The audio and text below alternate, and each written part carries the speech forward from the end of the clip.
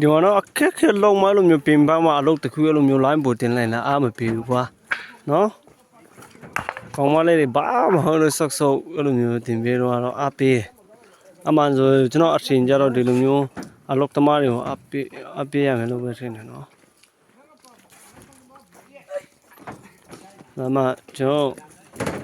ဖျားတခင်ကြီးဆိုးတော့ကျွန်တော်မယ်နော်ဒီလိုမျိုးမှအဲ့လိုတောလာရတာခက်ခဲတာတော့အများကြီးပဲပြီးတော့မတ်တန်နဲ့အများရှိပါတယ်ကျွန်တော်တုံပုံနေတာမှာကျွန်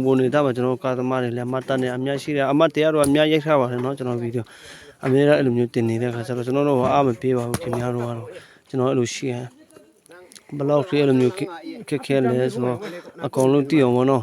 ကျွန်တော်နာဂနေတာမှာလာအဆူဆုံးကကျွန်တော်ဖြစ်ပါတယ်ကျွန်တော်ကိုညက်လာပဲဖြစ်ပါနော်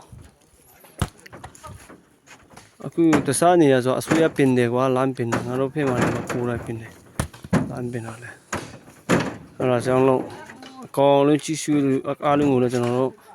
ကြီးရွှေရန်တင်ပါတယ်လို့နော်ပြန်တော့လေဒီဆက်ကျူးစားမှုတွေအများပေါ့ဒီဆက်အများလုံးနိုင်ကိုင်းတယ်ပေါ့အဲ့လိုမျိုးအားပေးကြပါလို့ကျွန်တော်မေတ္တာရက်ခံပါတယ်နော်အားလုံးပဲကြီးစုတင်ပါတယ်နော်ကြည့်ပေးတာတော့